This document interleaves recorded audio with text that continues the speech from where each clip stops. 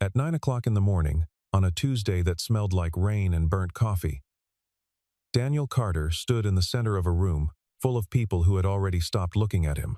Not because he was invisible, he never was, but because when a man is about to be humiliated, the polite thing, the cowardly thing, the very human thing, is to look away.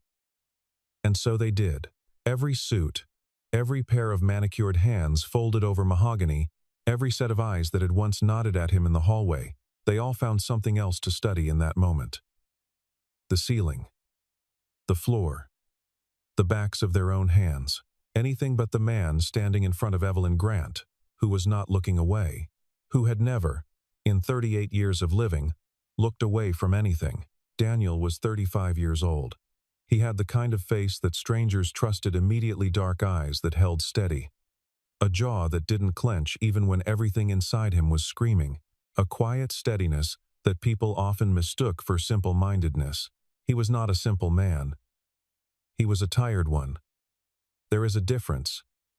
And most people who have never worked 2 jobs simultaneously, never kissed a sleeping child's forehead at 2 in the morning before leaving for a shift that started at 2:15, never counted change in a gas station parking lot to decide between a full tank and a bag of groceries. Most of those people will never understand what genuine tiredness looks like when it wears a man's face.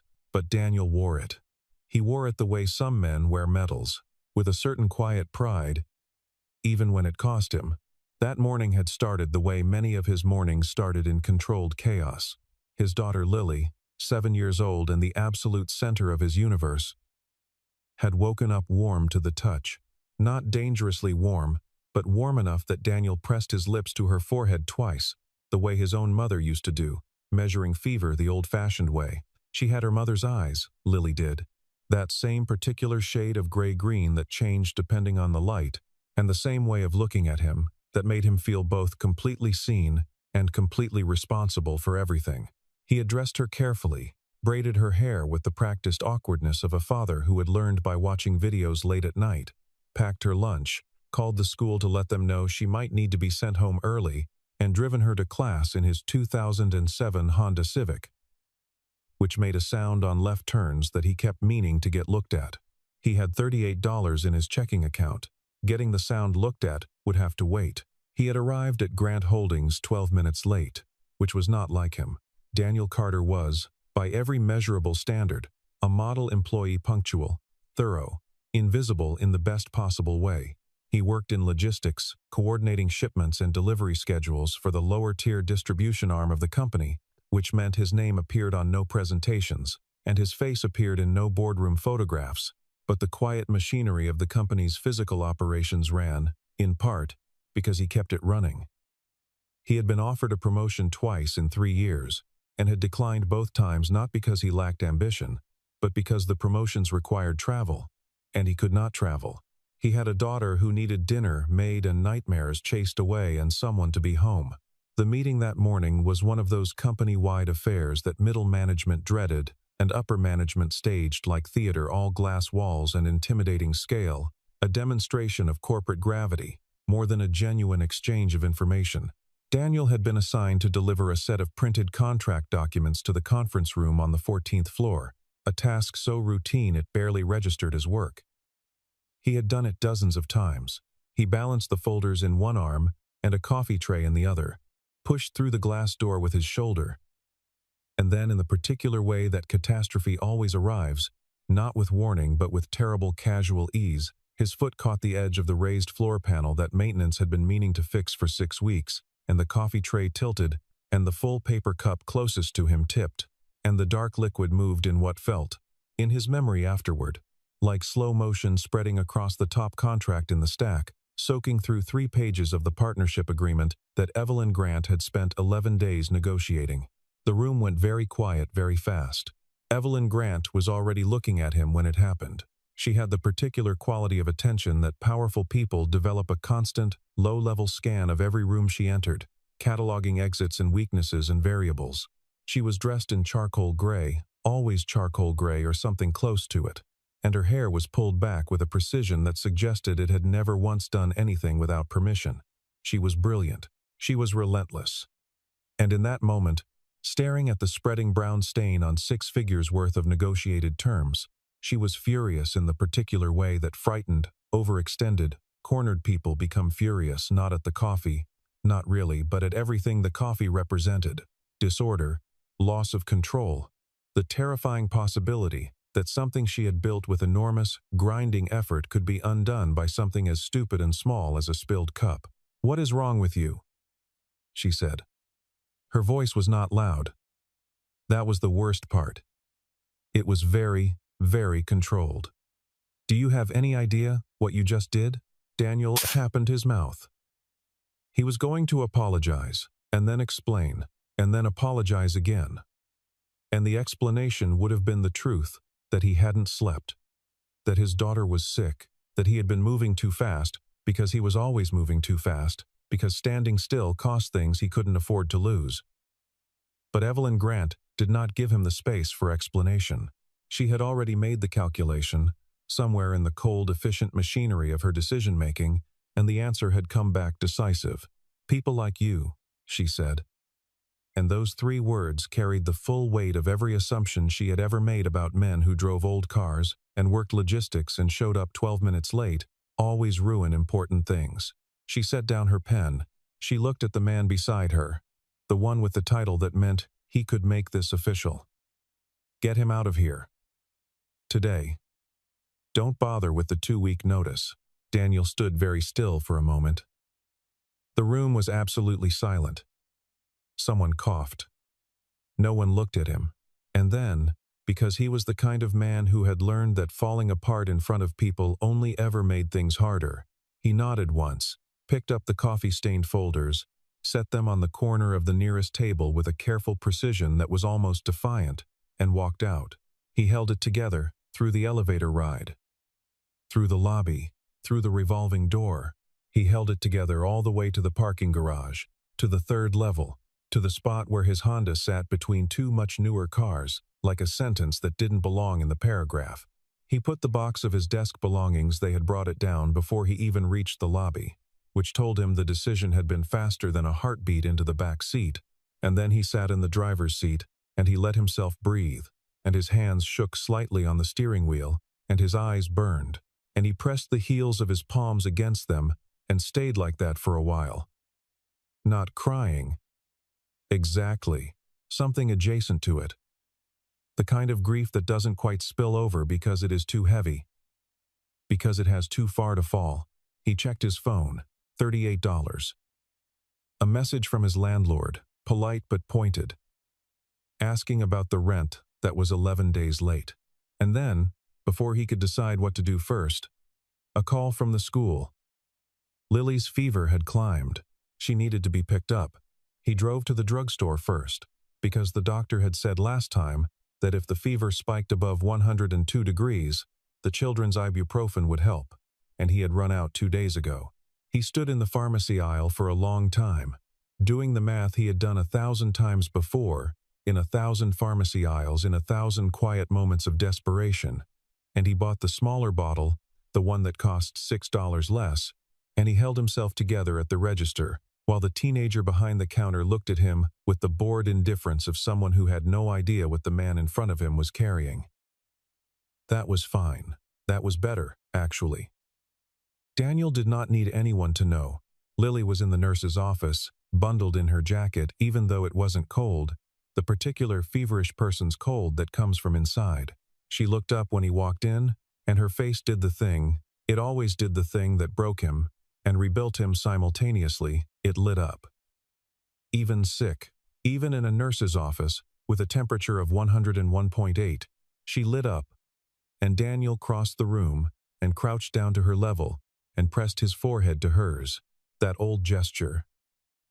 And she leaned into him the way she always had, like a plant bending toward light. "Dad," she said. Her voice was scratchy. "Did you lose your job?" He pulled back just enough to look at her. Children have a particular radar for the things adults try to hide. They hear it in the quality of the silence, in the extra careful way a parent's voice lands, in the slight delay before the smile comes. Lily had always been perceptive beyond her years, and she had her mother's eyes, which saw everything. No matter what happens, Daniel said. And he meant it with his whole body. With every remaining dollar in his account, with every sleepless hour he had logged, and every shift he had worked, and every sacrifice he had made without calling it sacrifice, because that was just called being a father, Dad will fix it, okay? He tucked her hair back. Let's go home. She fell asleep in the car. He drove carefully, the way he always did when she was sleeping in the back seat, the way that had become a reflex so deep it operated without conscious thought, checking mirrors twice, keeping the speed just under the limit, taking the smoother route even though it was 3 minutes longer. He had been doing this for 7 years. He would do it for the rest of his life. Whatever the rest of his life looked like now. His wife, Maya, had died 4 years ago. The illness had been slow and then sudden, the way those things always are, a long middle act of appointments and hope and recalibration. And then an ending that came faster than any of them were ready for. Daniel had been, at the time, a junior analyst at a mid-sized investment firm in the city. Someone who was good with numbers in the way that implies a future. Someone on a trajectory. He had left the trajectory without a moment's hesitation. There had been no moment of weighing options, no spreadsheet of pros and cons. Maya needed full-time care, and then Lily needed full-time care, and those were not decisions. They were simply what you did when you loved someone. He sold the apartment. He moved to a smaller one. He took the logistics job because it had fixed hours and a predictable schedule and no travel requirements, and he had been there for 3 years building a quiet life in the margins of a city that moved too fast for people who were standing still on purpose. He had never regretted it. He had never once looked at his daughter's face and thought, this was the wrong choice.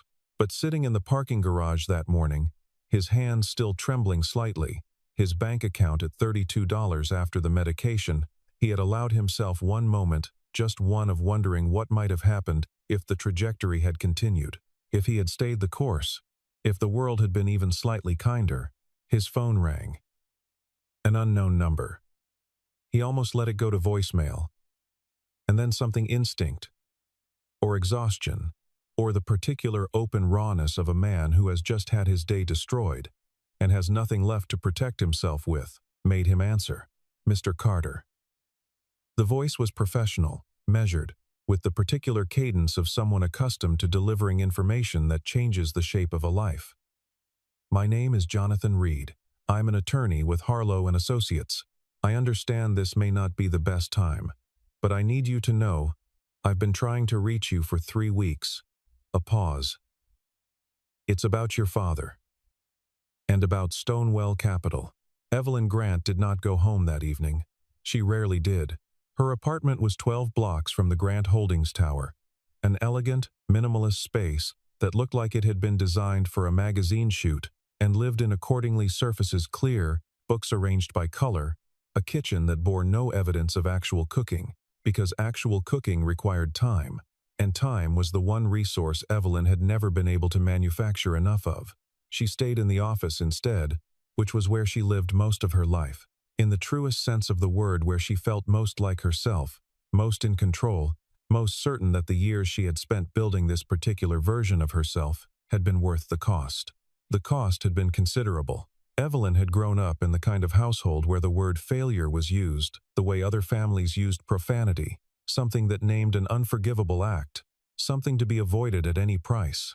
Her father, who had built a small regional accounting firm from nothing and sold it for enough money to change the family's gravitational field, had raised her according to a single principle: the world does not reward weakness, and sentiment is just weakness wearing nicer clothes.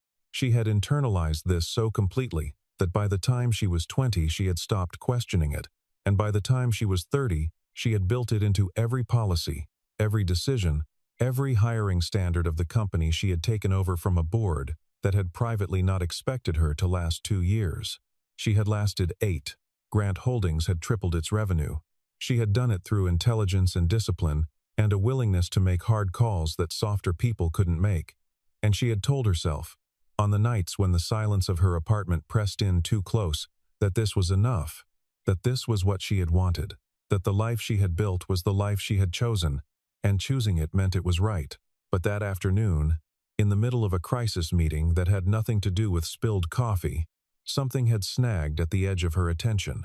Marcus Webb, her chief financial officer, and one of the 3 people on Earth she trusted completely, had slid a folder across the table. Inside it, a notification from their legal team, quietly alarming, about a significant block of shares that had changed hands. Not public shares. Private equity shares, the kind that had been held in trust for 15 years, the kind that didn't move unless something significant had happened. Nearly 40% of Grant Holdings, she was told, now belonged to a single individual.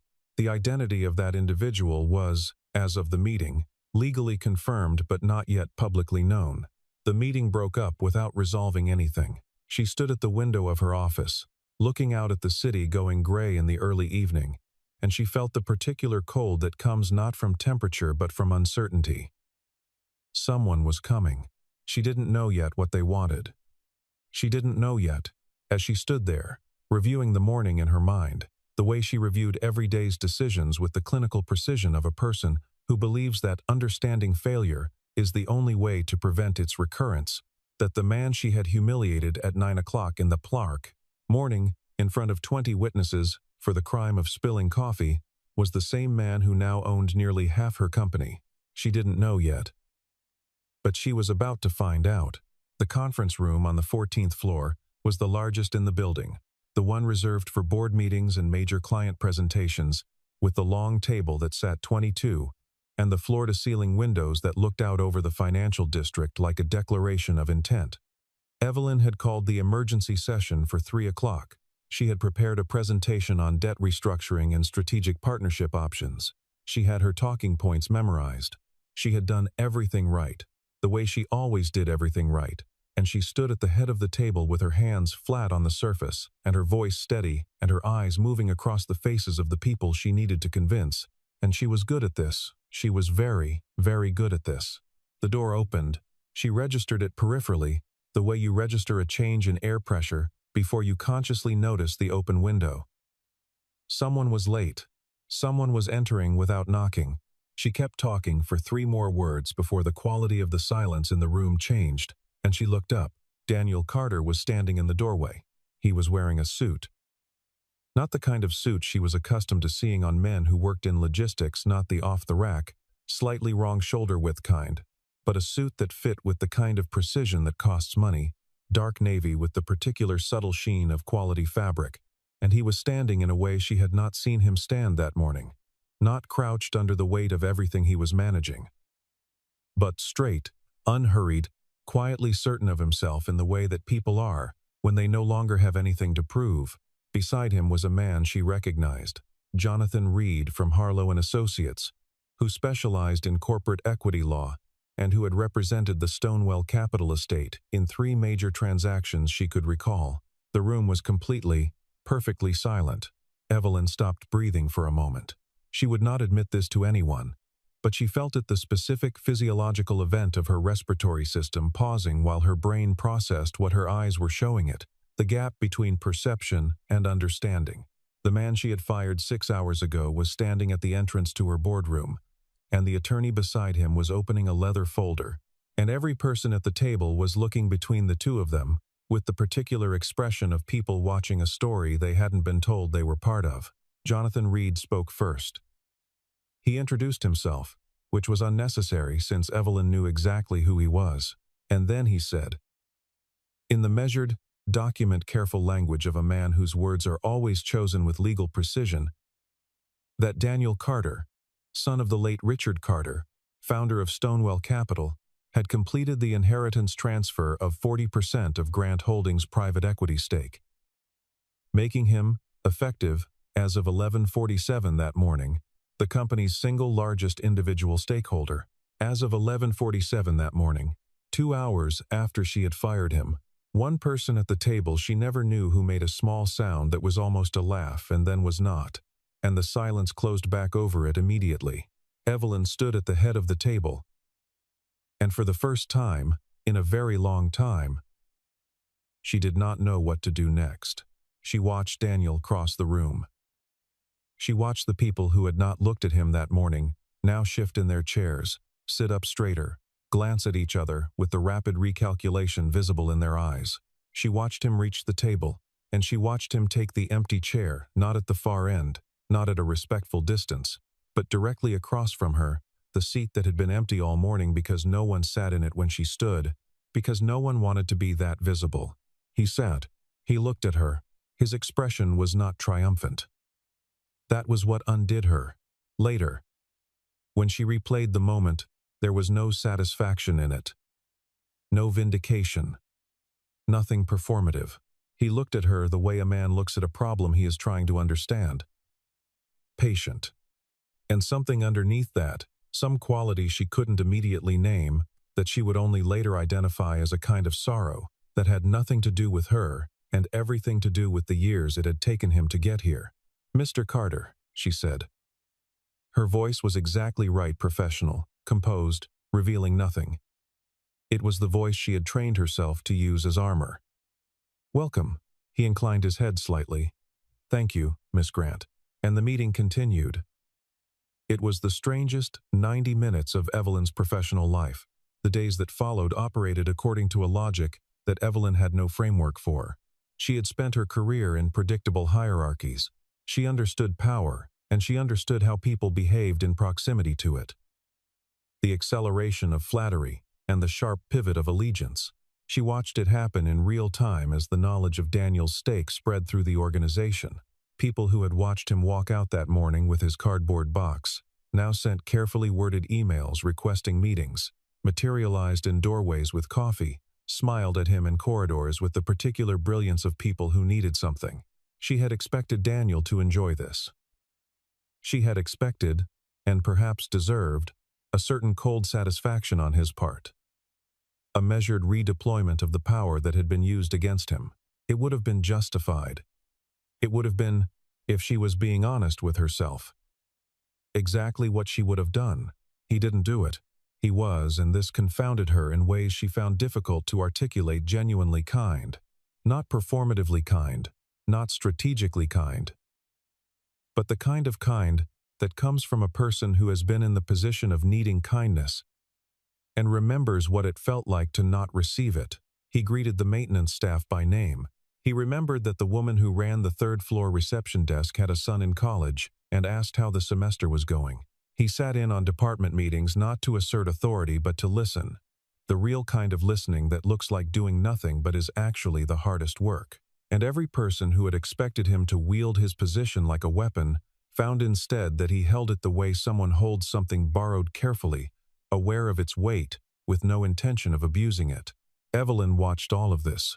She was good at watching things and drawing conclusions, and the conclusion she kept drawing, no matter how many times she tried to correct for bias, was that Daniel Carter was a better person than she was, not more successful, not smarter, not stronger, in the conventional sense. Better, in the specific way that referred to the relationship between a person's values and a person's actions. The alignment between what they believed and what they did. He believed in something, and he did it, every day. At considerable personal cost. She cornered him, that was the word she used in her own mind. Though he would not have used it after a board meeting on the third day. She had been rehearsing what to say for most of the previous evening, which was unusual for her, since she did not typically rehearse things. But this felt like a situation that required precision, and she was not certain she possessed, without preparation, the right words. "Why didn't you tell anyone?" she said. "About who you were." "About Stonewell." He was looking out the window, his jacket folded over his arm, and he turned to look at her with that particular steadiness of his, that refusal to either attack or retreat. "Because I wanted to know," he said simply, "how people would treat me when they didn't have a reason." She held his gaze for a moment. The city moved behind him in the glass. "And?" she said, "And now I know." He said it without cruelty. That was the worst part. There was no cruelty in it at all, just the quiet acknowledgement of a truth she could not dispute. "I've known what I am in this building, Miss Grant. I learned it on Tuesday morning." She thought about those words for a long time after he left the room. The thing about Evelyn Grant, that almost no one knew that she had kept locked away with the particular diligence of someone who understood that vulnerability is a strategic liability, was that she had not always been this way.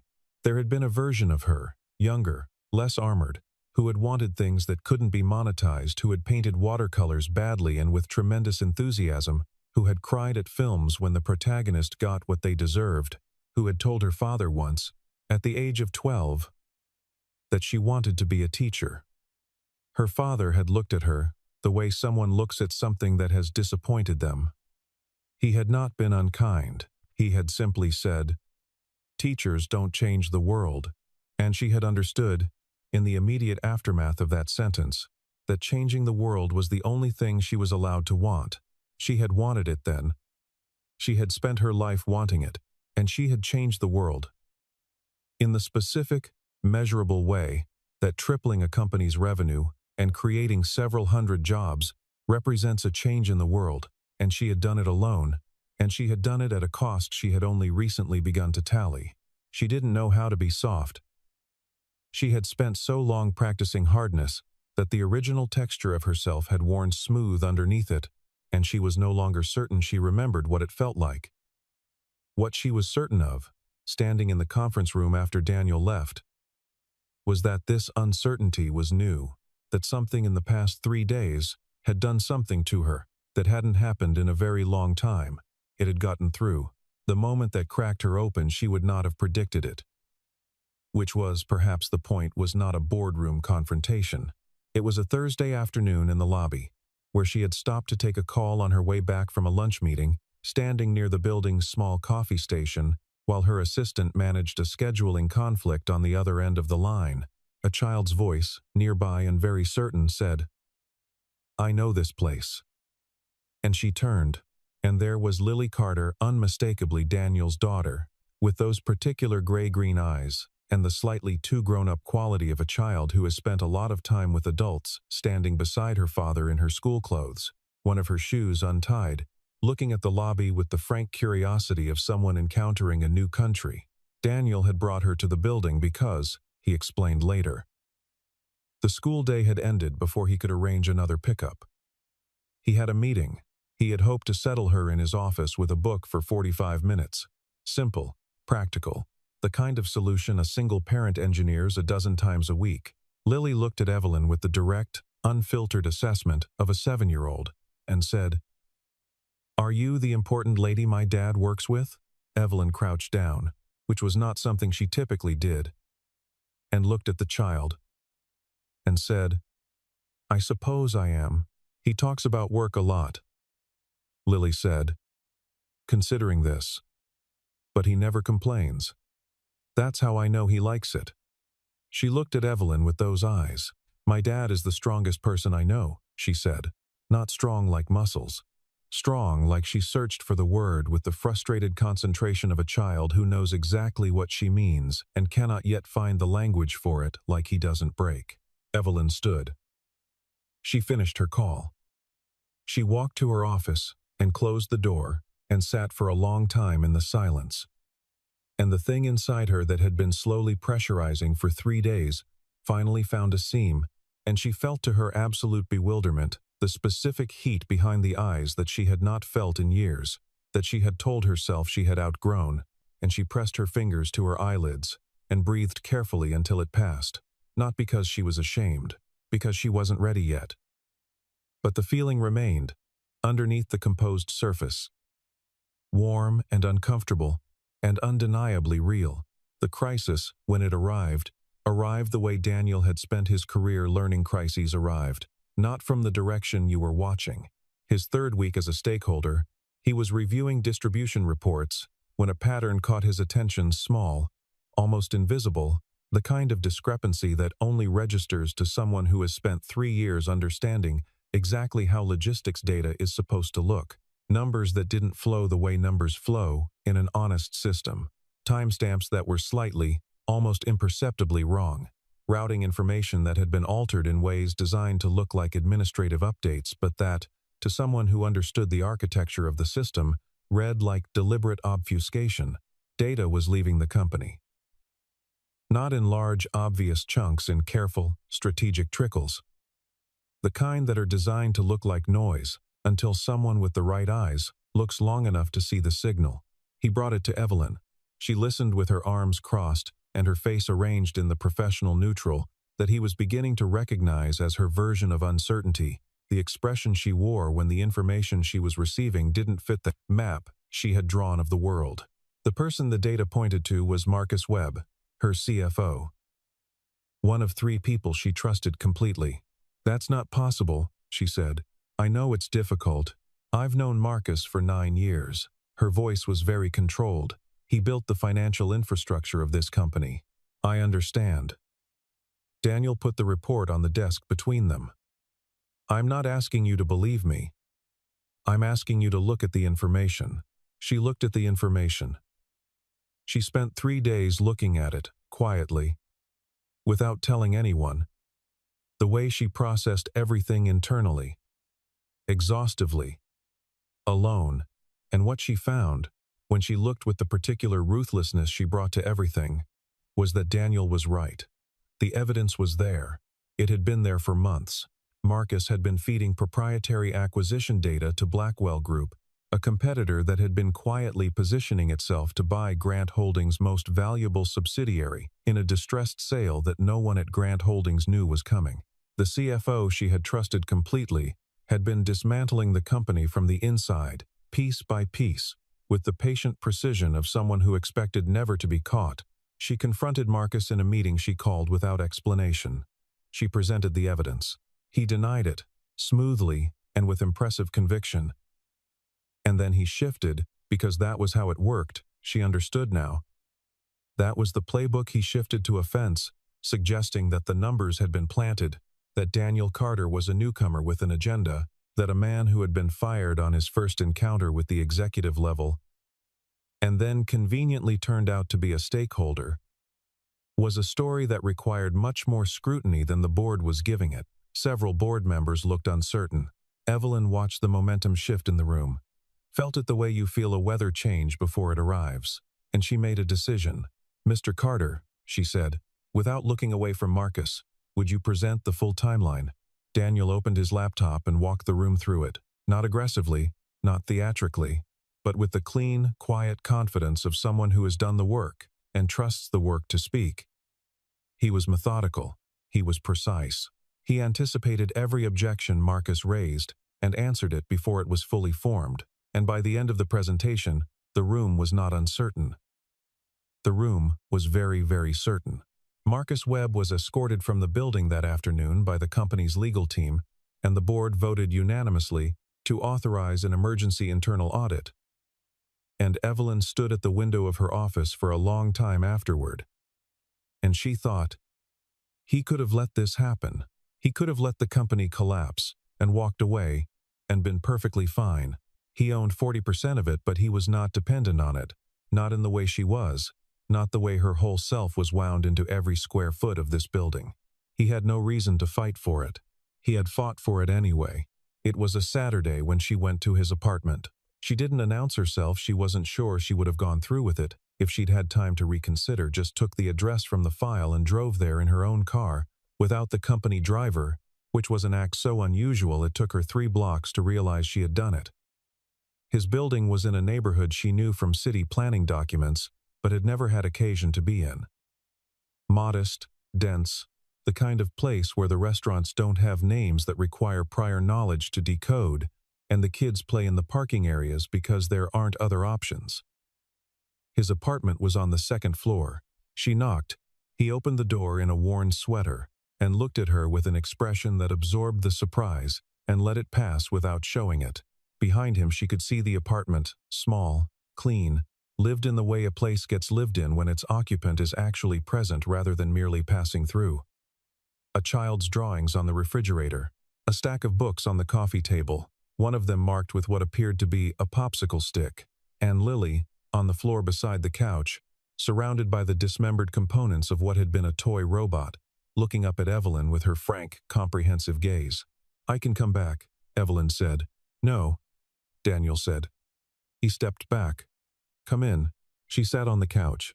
She watched him return to the floor beside Lily and pick up a small screwdriver, explaining something about how the joint had come loose, the particular unhurried patience of someone for whom this moment was not an interruption of the real work but was, itself, the real work. Lily accepted his explanation with serious attention and then handed him a different screwdriver, the correct one. With the confidence of someone who had assisted in similar repairs before, they worked together in a silence that was so comfortable it had texture, and Evelyn sat on the couch and felt, with a sharpness she had not expected, how far away she was from anything that felt like that. "After what I did," she said. She had not planned to speak yet, but the words came, which was unusual for her. "After what I did to you, why are you still helping me?" "The company." "All of it. You didn't have to." He looked up from the robot. He considered the question with the same seriousness he brought to everything. "Because hurting people back," he said, "doesn't heal anything." He glanced down at the piece in his hands and then back up at her. "I spent a long time being angry. After Maya died. After I gave up the career and the apartment and had $38 in my account and a fever to manage and no safety net. I was angry for a long time." He set the piece down carefully, and the anger didn't fix any of it. "It just made me heavier to carry. And I already had enough to carry." Evelyn was quiet for a moment.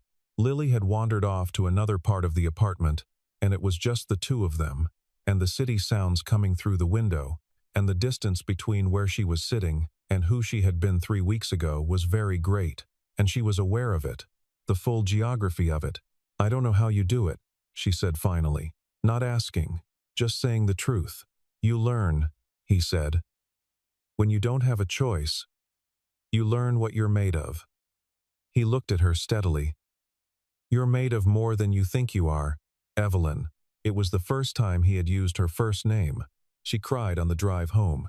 Not theatrically, she was not a theatrical person, but quietly, with the windows up, the way a person cries when they have been holding something for so long that they've forgotten they were holding it.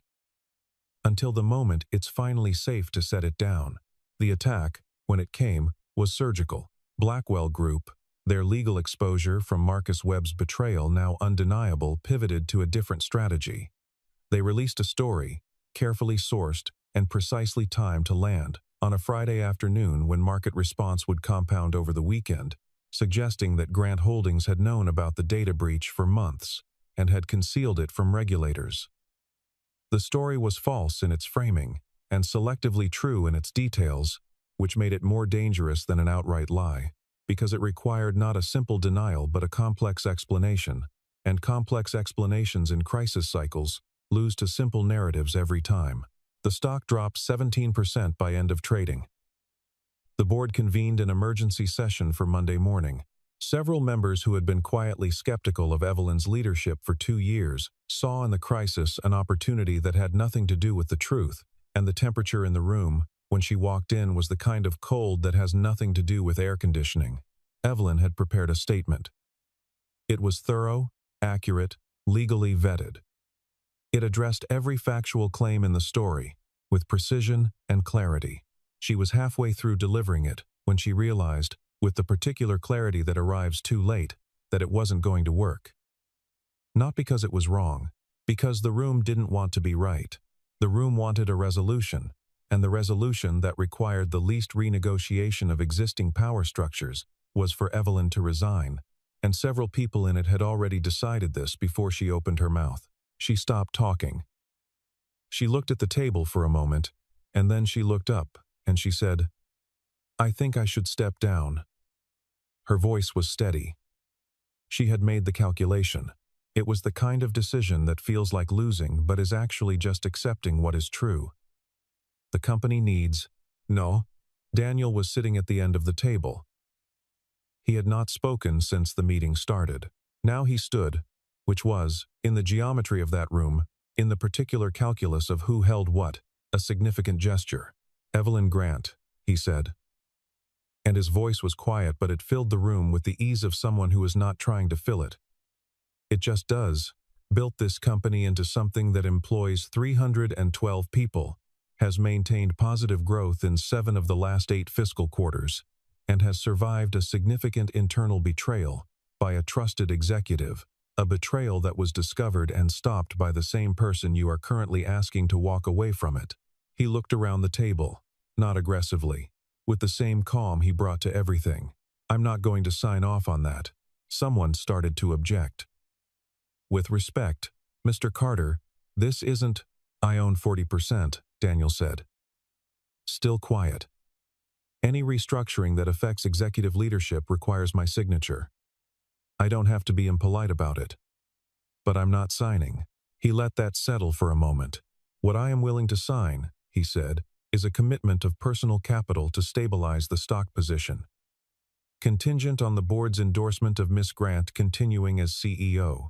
The room was completely silent. She made mistakes, he continued. She knows she made mistakes. She told me so, directly, without being asked. But what she is doing now, and what she has been doing since this crisis began, is correct. And sometimes the most important thing a company can do is keep someone who has learned how to get things right. He looked at Evelyn. She's earned a second chance. Evelyn looked back at him across the length of the table, and she felt something she had not felt since she was very young. Since the version of herself that existed before she learned to lock things away, she felt held, not romantically, not yet, not precisely, but held, in the sense of supported, in the sense of not alone, in the sense of being seen by someone who saw all of it and was still, deliberately, choosing to stay in the room. The board voted. It wasn't close.